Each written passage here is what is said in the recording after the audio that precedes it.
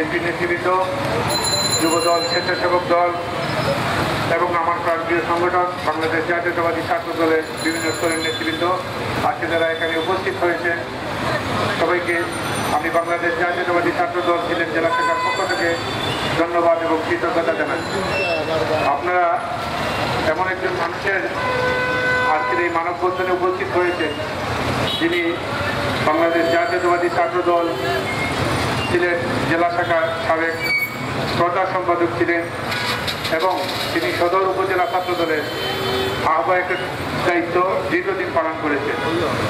জনাব আফম কামাল ভাই আমাদের সিনিয়র অগ্রহ ছিলেন, উনি অত্যন্ত ভালো মানুষ ছিলেন।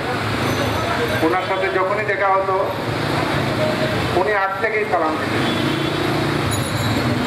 ওনার যেদিন উনি মারা যান তখন আমরা উসমানী মেডিকেলে ছাত্রদল, যুবদল, স্বেচ্ছাসেবক দলের নেতৃবৃন্দ গেলাম।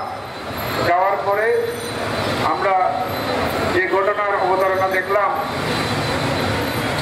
যে আফম কামাল ভাই পরিবার এবং ওনার বন্ধু বান্ধবের নিকট থেকে যে জিনিসটি জানতে পারলাম যে ছাত্রলীগের চিহ্নিত সন্ত্রাসীরা আফম কামাল ভাইকে নৃশংসভাবে হত্যা করেছে এবং পরবর্তী সময়ে এই হত্যাকারীরা এই সিলেটের আনাচে কানাচে অবাধে চলাফেরা করল।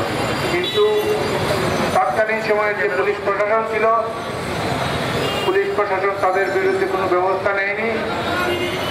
আমরা আশা করি যেহেতু বাংলাদেশের এই 17 বছরের যে ফ্যাসিজমের সরকারের বিদায় হয়েছে, অন্তর্বর্তীকালীন একটি সরকার বাংলাদেশে প্রতিষ্ঠিত হয়েছে, আমরা এই আফম কামাল ভাইয়ের যে হত্যাকারী যারা আছে তাদেরকে গ্রেফতার করে আইনের আওতায় এনে বাংলাদেশের যে এখন যে বিচার ব্যবস্থা আছে সেই সঠিক বিচার ব্যবস্থায় তাদেরকে উপযুক্ত শাস্তি নিশ্চিত করে বাংলাদেশ জাতীয়তাবাদী দলের প্রত্যেকটি নেতাকর্মী এবং সদর উপজেলার যে সাধারণ মানুষ আছে সেই সাধারণ মানুষকে যে আইনের যে প্রতি মানুষের আস্থা, সেই আস্থা যেন এই রায়ের মাধ্যমে আমরা প্রতিফলন দেখতে পাই, সেই আশা, সেই প্রত্যাশা ব্যক্ত করে আমি আমার সংক্ষিপ্ত বক্তব্য এখানেই শেষ করছি।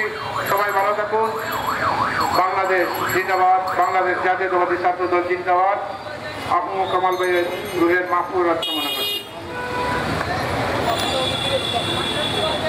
আজকে আমাদের সবার শেষ পর্যায়ে আমরা এই পর্যায়ে বক্তব্য রাখার জন্য আমি আহ্বান জানাচ্ছি সদর উপজেলা আটকলা ইউনিয়নের নির্বাচিত সাবেক সভাপতি